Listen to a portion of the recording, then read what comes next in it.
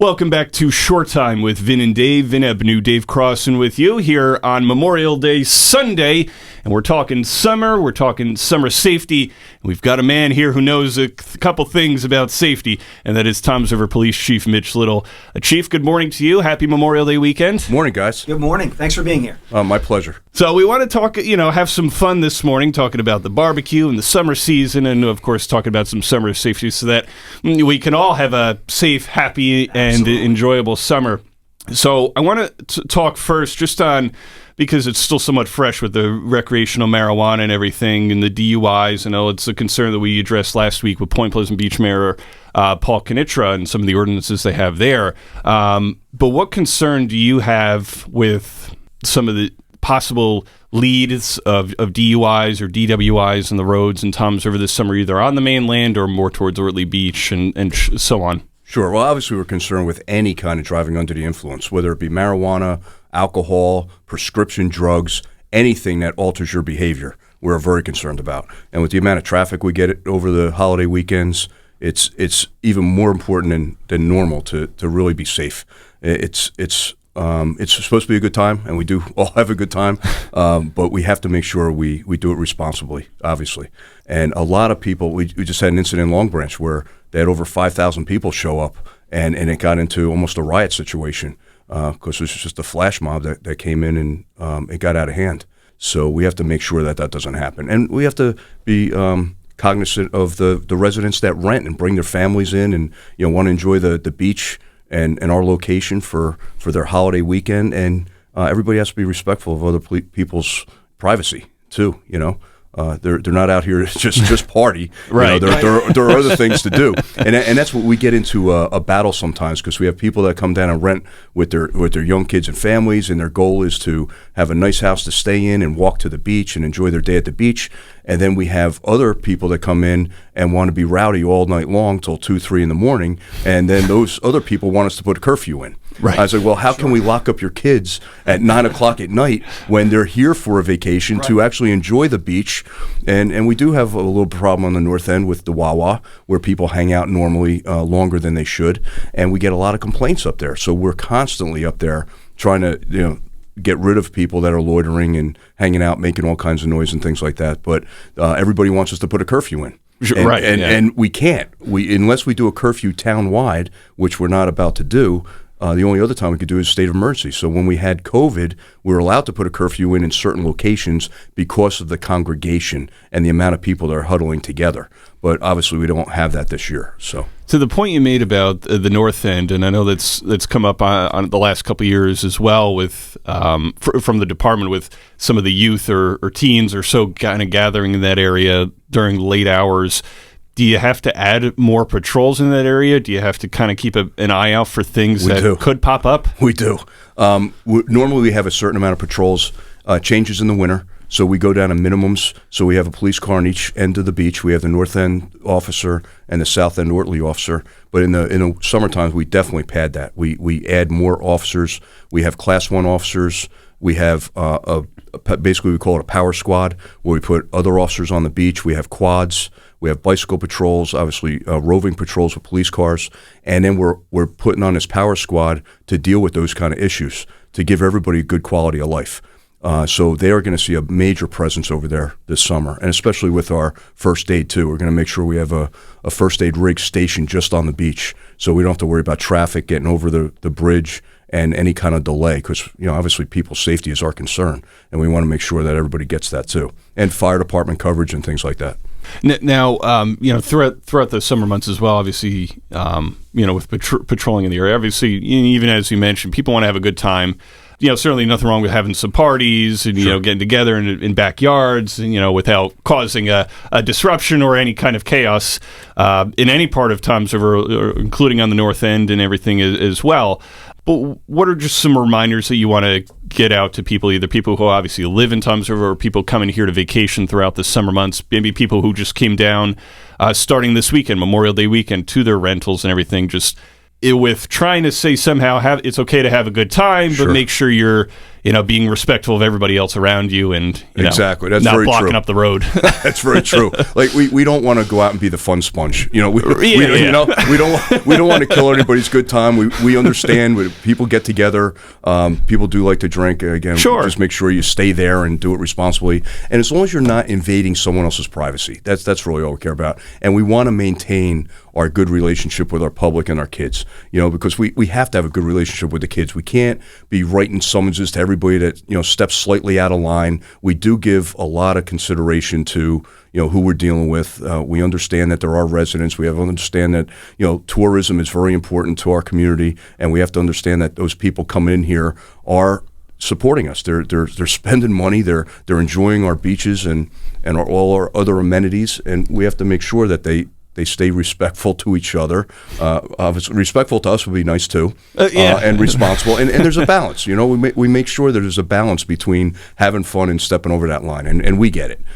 So we just want to make sure that we can kind of keep that under control without having to issue someone a summons or trying to enforce the law as much as some people think we should. There's definitely a delicate balance for sure. What about fireworks? This that's is a big huge. Weekend. People Yes. setting them off. As a pet owner, I know that's very challenging, especially with them going off, the reaction from the pet, but just the overall safety for the Absolutely. people shooting them off or doing what they're doing. How do you handle that? It's tough. I tell you, sometimes you look up and you go on the east end of town off of Fisher Boulevard, or you look at Ortley Beach or Ocean Beach, and their fireworks sometimes on a private property are better than the ones we paid for. So, and it's hard. We just last 4th of July weekend, we handled over 1,000 calls just in a 3-day period. Oh, wow. And over 200 were fireworks calls, and those are just people that call in. There's a lot of people that understand it's going on and don't call. And you have to remember that this is coming off of the spring where there still might be leaves and gutters and things like that. So these fireworks can be landing in people's yards. I remember when I was working over in Seaside on the pier, a kid actually got hit by a shell and killed. Oh, wow. So that's one consideration. The other, obviously the fire situation, the other consideration too is you have people with PTSD. You have we have 60,000 veterans that live in Ocean County, and veterans could be suffering from PTSD. People from other occupations could be suffering from PTSD. We have kids with autism in every community around here, and we have to make sure that we're cognizant of not upsetting them either. And then Dave, you brought up pets. Yeah, pets go crazy when they start hearing all these explosions going off. We understand that it's going to happen to a certain point, but normally after about 10 o'clock, it should quiet down, all of a sudden they're going off 11:30. Yeah. After midnight, you hear fireworks going off from different neighborhoods. And exactly. And everybody expects us to know exactly where they're coming from at all times. But again, they're being shot from the ground into the air, and we don't know exactly where they come from. And a lot of times we're so backed up with calls that by the time we get there to investigate it, because they're put in a stack, and we answer them in the order they're received, depending on their priority, and by the time we get there, they're over. Somebody could shoot off 5 minutes of fireworks, and if we get there in 10 minutes, it's already done. Right. And now we can't find them. Well, now it's up to the neighbor to sign a complaint against their other neighbor who is shooting off fireworks, and nobody wants to spend time and going to court and things like that, because if we don't observe it, we really can't charge anyone. If it's not a felony, or what the rest of the country calls felonies, we call them crimes. If it's not a crime, we can't really sign a complaint for disorderly conduct offenses if it doesn't happen in our presence. And a lot of people don't understand that.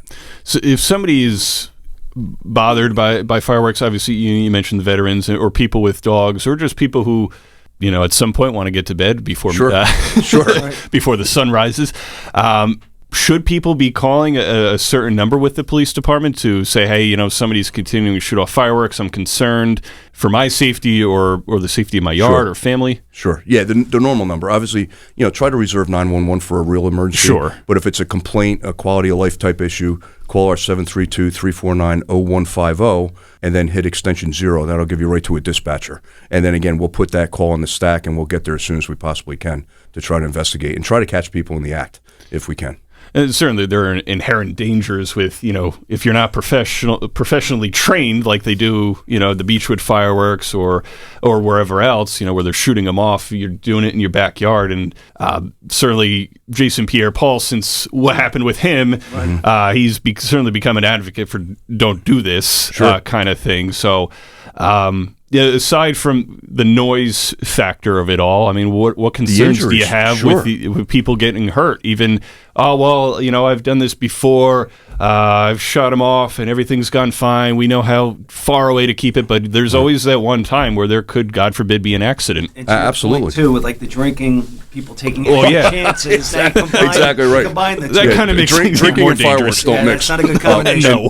And then you think about it, with fireworks, there's always a flame. There's always a flame. So you have the potential if there's leaves or papers or whatever. And again, it could go into a neighbor's yard. You don't know what's in the neighbor's yard. There could be propane, gas grills, and people don't just stop at small firecrackers or the sparklers and things like that. They're doing projectiles. And they're doing M80s and blockbusters and things like that. And you end up blowing your hands off. If you hold an M80 in your hand, it will blow your hand off, and people don't realize that. And then then it's not enough just to set it off. Then they want to put it under things. Right. They want to put it under a tire or a rim of a car or a garbage can lid, and that now becomes shrapnel. And now it's a projectile flying through the air and it's going to hit somebody. Right. So it sounds all. It's the old analogy, right? It sounds all fun and games until somebody gets hurt. Correct. And it's true. So I hope that we don't get hit with that this holiday season. With home parties again, or just home, not even large parties, just gatherings. We've touched on the fireworks part of it, but just some other things that whether it's people parking cars in the street or blocking a fire lane or anything like that. What are some other things that people should be mindful of as they're kind of going to and fro somebody's house or some sort of get together? Yeah, that's a very good point about fire response. They're big trucks. And when people are not parking correctly, if they're blocking fire hydrants, if they're too close to a corner, people will say, what's the big deal? I'm just parking close to the corner. But they don't understand a fire truck needs all that room and that 25-foot distance to actually get around the corner to get in somewhere. And if there's too much traffic or too many cars parked, double parked or whatever, they're not going to get in to do what they need to do. And the same thing with a first aid rig. They're wide, so that box can be 8-10 feet wide. And some of the streets, especially over on the beach, are extremely narrow, and it's hard to get down there. So, we ask that people do that. And it's a safety issue. It's not just for aesthetics that it looks nicer when all the cars are parked in the right direction. We want it nice and neat. Right. But it's all about safety. So that's an excellent point. And along those lines as well with parking, especially by the beaches, 2nd, 3rd Avenue, Nortley Beach, or along those lines there on the northern end, with people trying to find parking. Obviously, no matter what town you go to along the sort of the beach area, boardwalk area, whether it's Tom's River going into Seaside or Lavalette, I mean, there's sometimes parking could be at a premium there, and people are kind of double parking or this or that. I mean, are those typically things that concern you with people trying to double park or trying to park all over the place? Yes. So one of the issues we have is because Wortley Beach and certain areas on the beach were established so long ago that people would use their entire front yard and put rocks on for the 50-foot wide or 80-foot wide, however big the lot is, and they would consider that their driveway. Gotcha. Well, now there's no place for people to park on the street because now they're blocking cars in. So we get called to say people are blocking my driveway. Well, technically, 11 feet if you have a single garage and 22 feet if you have a double garage is your designated driveway. So if you have a 50-foot frontage or 80 feet, you're technically not supposed to be using that whole frontage as your driveway. But then on our side, we should be designating parking spaces probably better. But it's hard when you have residents that are fighting this, says, listen, I've had this house for 60 years and I've done it, and now you're going to say that, no, you can't park on your front lawn, or your rocks. So, parking is a premium anytime you get into the beach areas, for sure. Do you typically get a lot of calls during the summer with people saying somebody's blocking my driveway, I can't get out? Yes, we do. And so how do you handle that? Let's say that is the situation, but yet this person has gone to the beach and here's the car. Right. I guess end up towing them? If they're blocking access, we normally give a ticket. But then if that person can't get their vehicles out because somebody's blocking them in, obviously we'd have to tow it. And then we'll issue a summons for blocking a driveway. So but then if it's the homeowner and they allow their entire front yard to be parked with a bunch of cars and then other family members block them in, then it's up to them to complain. So they're going to allow that. So we normally leave it up to the homeowner. We're not just going to go in and arbitrarily write summonses or tow cars. The homeowner needs to complain and say, listen, that car does not belong to anybody in my family. They're blocking my cars in, and we'd like it ticketed. And again, we like to avoid writing those summonses if we can, and try to find the owner of the car and have them move it.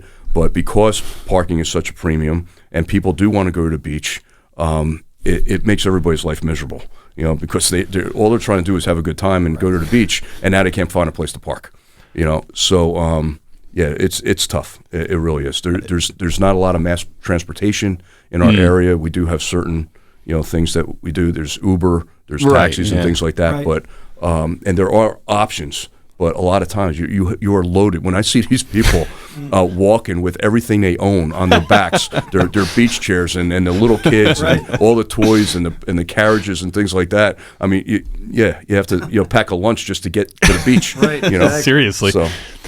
Chief, Dave and I have to go to a quick break, but we want to talk more about summer safety and some summer things to know around Toms River. Can you hang with us? Absolutely. We have a lot of fun events coming on, too. So there we go. All right. More Short Time with Vin, Dave, and Toms River Police Chief Mitch Little right after this. Hello, this is Chef David Burke on Short Time with Vin and Dave on 94.3 The Point and 105.7 The Hawk. And if you could see us, you'd know the three of us have perfect faces for radio. Let's face it, investment concepts and financial planning can be very intimidating and confusing. Shoreline Wealth Management addresses that feeling head on. Their goal is to educate you while offering financial advice without buzzwords and jargon. Shoreline includes you in the process and makes you comfortable every step of the way. Shoreline Wealth Management is your financial anchor. Visit shorelinewealth.com for more information and start your financial journey with comfort and security today. Shoreline Wealth Management with offices in Manchester and Manahawkin. Securities offered through LPL Financial, member FINRA, SIPC. Welcome back to Short Time with Vin and Dave. Vin Ebenu, Dave Crossan with you. And with us this hour is Toms River Police Chief Mitch Little. We were talking about summer safety, and we'll continue going that way as well. But we want to talk about some summer events as well. Ways that we could have some fun or different events that are going on. So, Chief, what are some things that are going on either for the Toms River Police Foundation or some other things that Toms River Police are a part of this summer? Thanks, Vin. So just like everybody else wants to have fun, we do too. Yeah. So and we have our police foundation that supports every program that we do. Obviously, the town's budget, our budget is huge, just to keep police cars on the road and officers on the road. So anything extra we do, we try to do through the police foundation. So we have our cadet program where they used to be called the Police Explorers, but our cadets are 14 years old up to the age of 21 that learn about police work. A lot of them want to go into careers for police officer. We do get a lot of those cadets that end up going to college and then coming back to us and taking our test, nice. which is awesome, and we get a great chance to look at them. They help us out with all these different events. They help us out with downtown events and anything we're really doing. So we're always looking for cadets. So any parents that are looking to get their kids exposed to what we do would be amazing. One of the big events we have coming up on June 15th is our golf outing for the foundation at Bay Lee Golf Course, and that is registration at noon on June 15th with a shotgun start at 1, and we can have up to 132 golfers. We're only taking foursomes, so you can go right on our website, and that would be tomsriverpolicefoundation.org, and you could sign up for your foursome. I think it's $125 a player. And last time we filled it up, and we nice. had a blast. And then by 5 o'clock, everybody comes back, and then we have a buffet dinner at the Shogun restaurant out on the deck, and it's just a great time. There So we go. all our officers are going to be involved.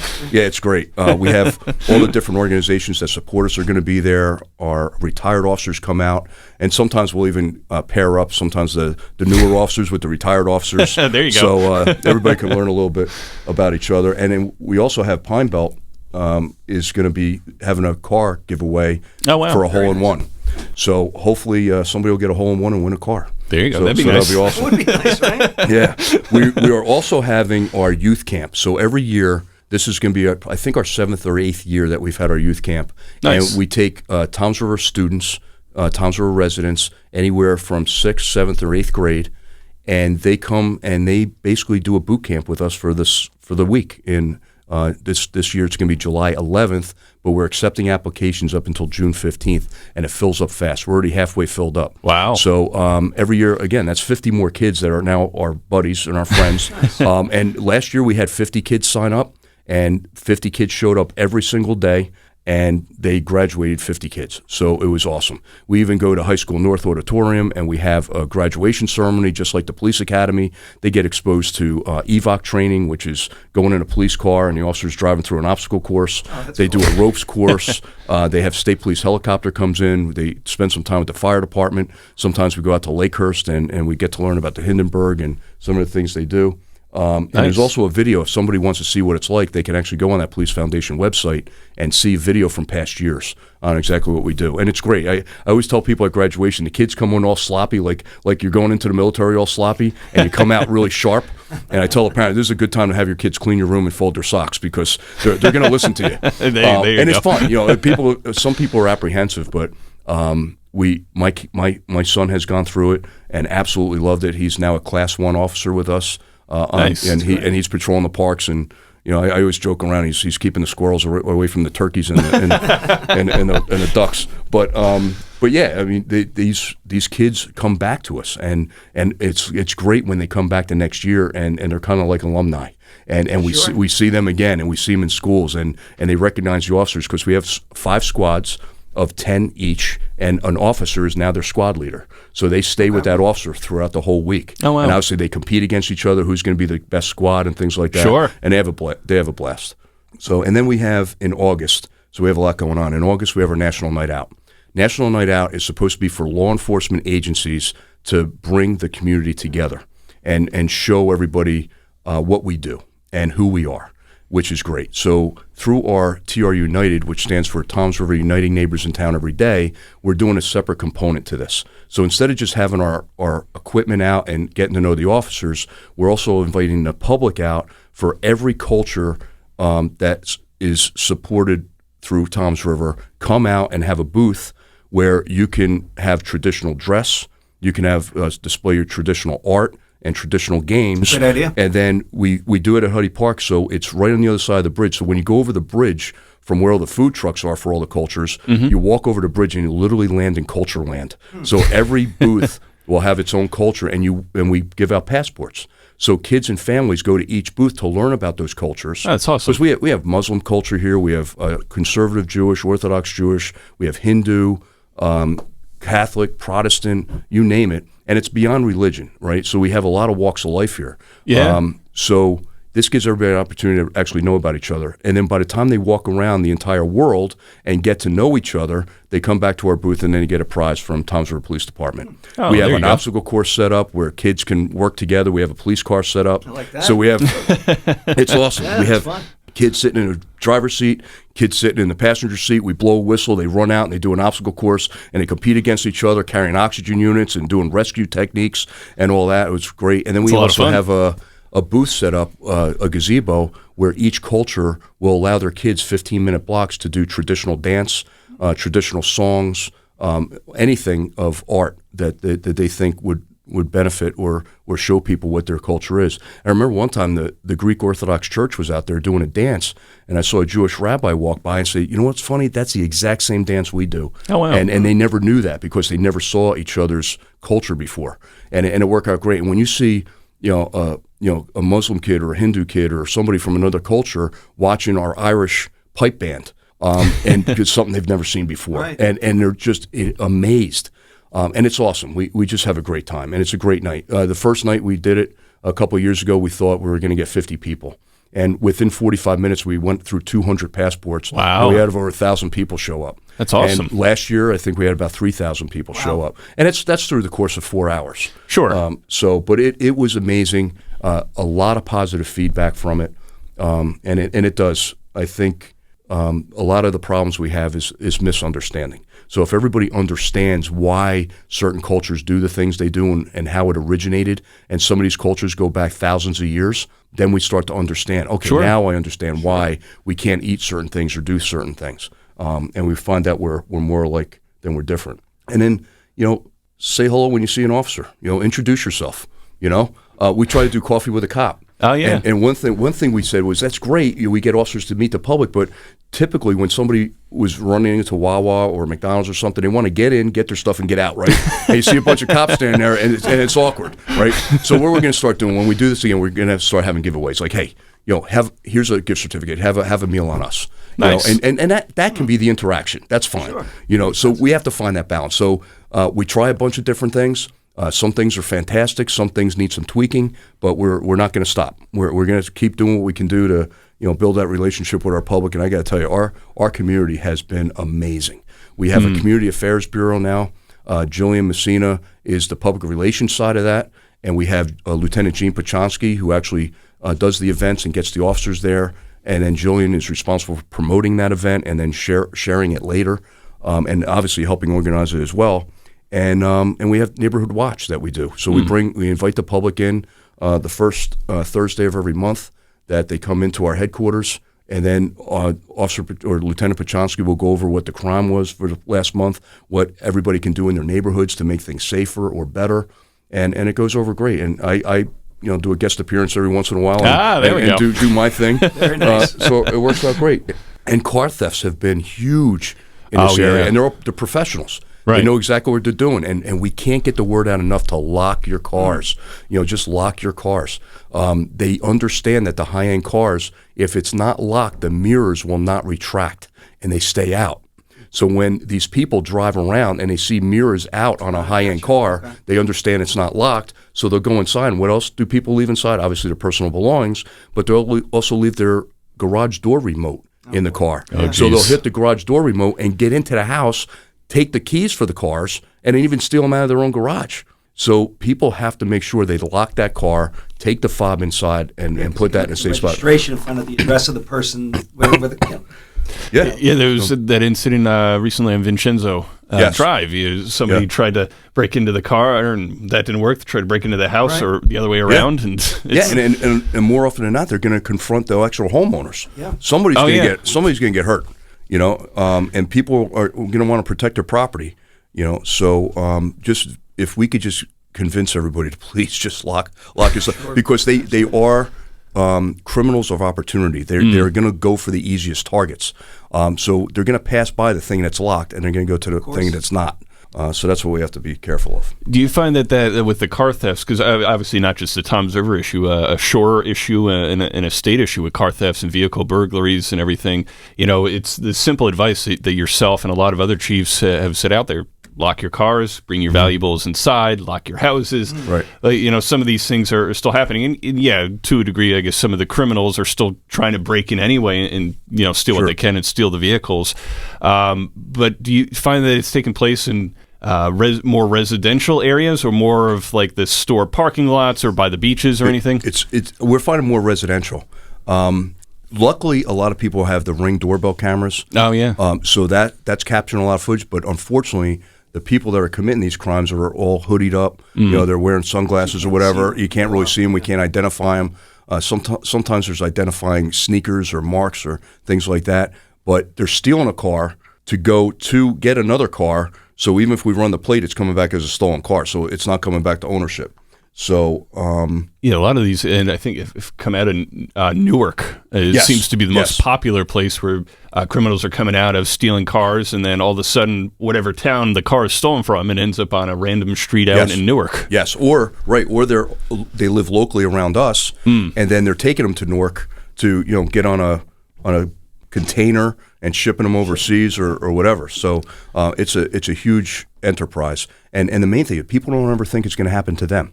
Oh no, that's on the east end of town. This is that. I don't have such a nice car. I live in a safe neighborhood. I live in and it is, and it's an extremely safe neighborhood. And I got to tell you, I've been doing this for 9 years now, almost 9 years. We've been able to reduce crime by almost 50%. It's awesome. With all the different events we're doing and all the different initiatives. But again, you can't always prevent these types of things. We do our best, but we need the public's help. Make it hard for them to do it. And if you do have video or information, please call us. If you see something, say something. And that goes for everything. We can't do it with that. We have 100,000 people, and we only have a certain amount of officers. And, we definitely need your help. Yeah, that was going to be my follow-up point as well, because you mentioned earlier with the Neighborhood Watch. It actually, my mind, because I've seen all the Police Academy movies several times.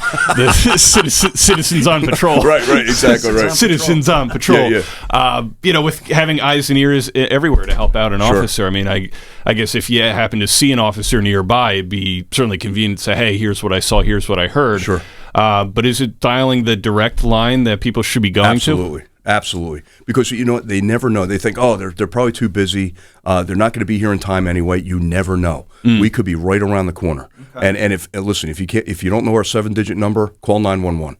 And they'll go right from the sheriff's department right into our dispatch, and we'll get a car there as soon as possible. What are some things that would help an officer in those kind of scenarios? Would people taking pictures or videos help, or trying to remember license plates or different identifying marks, what clothes somebody was wearing? Yeah, you nailed it, Vin. Exactly those things. The one thing we don't want is somebody to confront these people. You don't know what their motivation is. If they really don't want to be caught, you could end up seriously hurt or even killed. We haven't seen that yet, but most of the time if they do confront somebody, they're running, but you just never know who you're going to run into. So, a video is awesome. Plate numbers can be good, but again, a lot of these cars are stolen. But a very good description of the person could help us out. Direction of travel. If you can keep an eye on them as long as you can without actually chasing them, would be good. Hey, they went north on Route 35. They're just passing this street or whatever, and we might have a car up there or a car from another town, another police department. Chief, as we start wrapping up here, just because we've touched on a lot of topics and a lot of good topics here this morning, but whether it's fun things this summer that you're looking forward to with the department, or some final safety tips that you want to get out there, what are some things that you'd like everybody in Toms River and beyond to know? Yeah, I think we touched on it in the beginning about substance abuse, whether it's alcohol or any kind of drugs. That's killing us. We are still getting about 35 deaths a year from overdoses. Oh boy! And our officers are Narcaning probably about over 220 a year. And then that is adding to our mental health crisis too, where we have people that are in deep depression, suffering a lot of mental illness and threatening suicide, and we're handling over 100 suicide attempts a month. That's a lot. Yeah. 1,200 or more a year, and those aren't just going there and the person's okay. That's actual transports to the hospital to prevent this person from actually harming themselves. So we have a lot going on. Our officers are tasked with a lot. I always say we're hit and run social workers. It's not just about crime fighting. We are those social workers that have to deal with these situations on all levels. Safety issues on the beach. Unfortunately, I don't want to bring it up in detail, but the poor kid that was digging in the sand.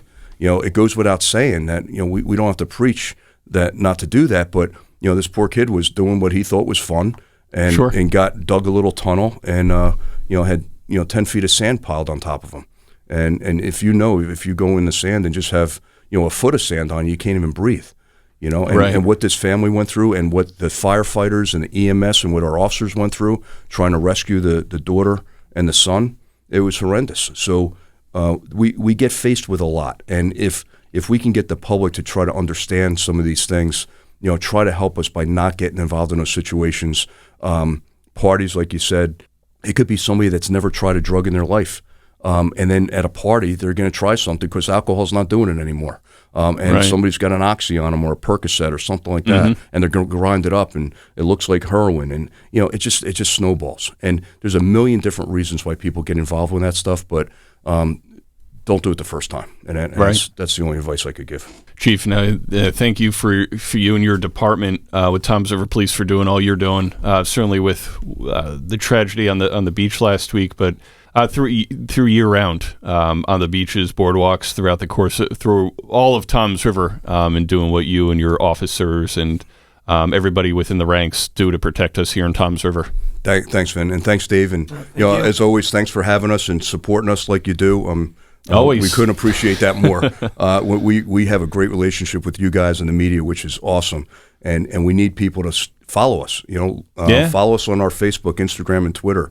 YouTube, our trpolice.org website, or Toms River Police Foundation website. All the stuff we do is on there, so I hope people take a look, and LinkedIn as well. Absolutely. So thank you very much. Thank you. Absolutely. Thank you again, Chief Little, for everything this morning, and please. You're welcome back here anytime. Anytime. Please Awesome. keep us Thanks. posted on different things going I on. appreciate it. That is Toms River Police Chief Mitch Little. More Short Time with Vin and Dave coming up next. Hi, this is High Performance Executive Coach Dana Cavalier and former Director of Strength and Conditioning for the New York Yankees, and you're listening to Shore Time with Vin and Dave on 94.3 The Point and 105.7 The Hawk. It's always great to hang with champions, and these two guys are champions. Let's face it, investment concepts and financial planning can be very intimidating and confusing. Shoreline Wealth Management addresses that feeling head on. Their goal is to educate you while offering financial advice without buzzwords and jargon. Shoreline includes you in the process and makes you comfortable every step of the way on your path to financial freedom. Shoreline Wealth Management is your financial anchor. Visit shorelinewealth.com for more information today. Shoreline Wealth Management, with offices in Manchester and Manahawkin. Securities offered through LPL Financial, member FINRA SIPC. Welcome back to Short Time with Vin and Dave. Vin Avenue, Dave Crossan with you as we put a bow on things here on another show, another Sunday morning of Short Time with Vin and Dave. It's been a fun 2 hours with you on 94.3 The Point, 105.7 The Hawk. We had Berkeley Township Mayor Carmen Amato on with us earlier this morning, and then just a few minutes ago, Toms River Police Chief Mitch Little talking about summer safety, some things to be mindful of. Even generally speaking with car thefts and vehicle burglaries towards the end, but also with their neighborhood watch. And, even if you don't attend the meetings, you could still help out with that as a resident or somebody in Toms River on the mainland or on the northern end by the beaches and everything. I think it's just good general advice. If you see something, say something. Right. Don't go after the person. If you see somebody doing something wrong, get information, but don't go at that person. For your own safety. Yeah, and don't be afraid to call the police because they're constantly through dispatch and everything. They're constantly over town, kind of working to keep everybody safe. So if you call them and you see something wrong happening, like a theft or something else, God forbid, an assault or something like that, you call them, you say, hey, I saw this is what the person looks like or whatever. They can get there right away, and it could really make such an impact right away. Also, but lots of events coming up with Toms River Police as well this summer. Big takeaway too with the fireworks. People have to be careful, especially just sending them off. You don't, number one, the person that's lighting them up, be careful on how you handle that. Make sure you know what you're doing and just don't take unnecessary risks. Ideally, leave it to a professional. I'm always going to say that. Always the smarter way. And the other point that we talked about, which is so important, is with these fireworks, where they can end up. They can end up somewhere that could create a fire or damage to somebody's home or hurt somebody. So Chief Little mentioned the leaves. Obviously, still people still doing some spring cleanup Memorial Day weekend, but even throughout the summer, they could go in a direction you didn't anticipate. Correct. So which could cause an accident on multiple fronts. It could cause a fire. And even if you've done some of these fireworks dozens of times, we're not wishing it obviously upon you, but there could be that accident that happens here. Because it's better to leave it to the professionals. Toms River Police Chief Mitch Little brought up a lot of great points there and a lot of great events. Check out the Toms River Police Department on Facebook and YouTube and all their social media channels, their website as well.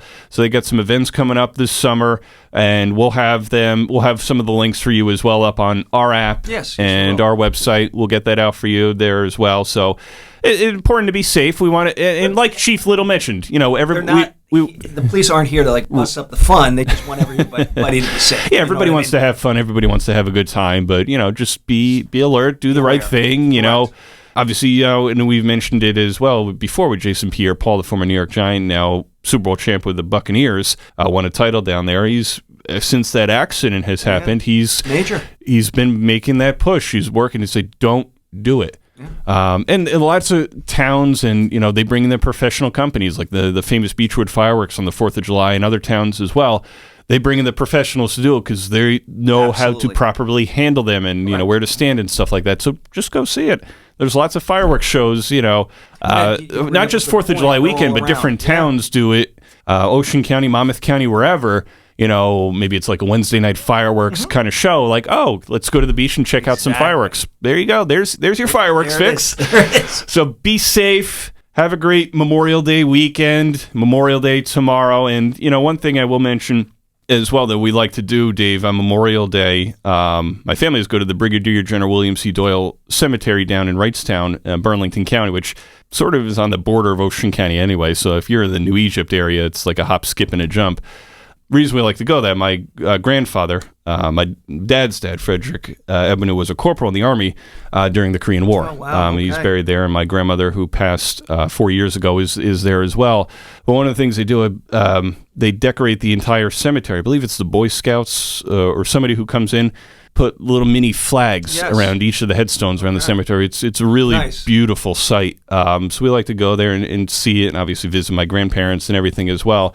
But while we're doing all the barbecuing and everything as well, just take time out, even if you don't have somebody, buried there. It's a nice sight to see, but at least take some time out to think, reflect, to pray tomorrow for all those who paid the ultimate sacrifice defending our country, giving us our freedoms and everything, and for those who have passed away, who served, and who passed away recently. All those men and women who. And all military branches who served. I mean, that's what Memorial Day's all about. So just take some time out to reflect and think on that. And, if you see it, certainly, I think every day's, Veterans Day, obviously later this year, but I think every day is an important day to thank active military and our veterans for all that they do. So take some time out to remember everybody tomorrow on Memorial Day. Bringing that up, yes, very important. We have a great show coming up next Sunday, Dave, as we enter the month of June. And we continue our Jersey Shore summer theme in the month of June. We've got two people, two mayors, I guess. I'll spill that. Not given that. That's it. That's it. That's all. More. Zip it up. But we've got two people who are going to give us some things to do this summer in their respective municipality. Well stated. Just enough. Yeah. We leave it at that. Because, we're having lots of people on talking about what's going on in Ocean and Monmouth County, so you're going to want to stay tuned, everybody. Good show. Have a great Memorial Day weekend, a great Sunday, and a great week ahead, everybody. Dave, you the same. Thank you, my friend. Same as well. More Short Time with Vin and Dave a week from now, 6 to 8 a.m. every Sunday, 94.3 The Point, 105.7 The Hawk. Till next Sunday, we're out. Good things. Hi, this is Christy Pierce-Rampone, former U.S. women's soccer team captain, Olympic gold medalist, World Cup champion, and Point Borough High School alum. And you're listening to Short Time with Vin and Dave on 94.3 The Point and 105.7 The Hawk. Tune in for some real conversation with Dave and Vin. You don't want to miss this.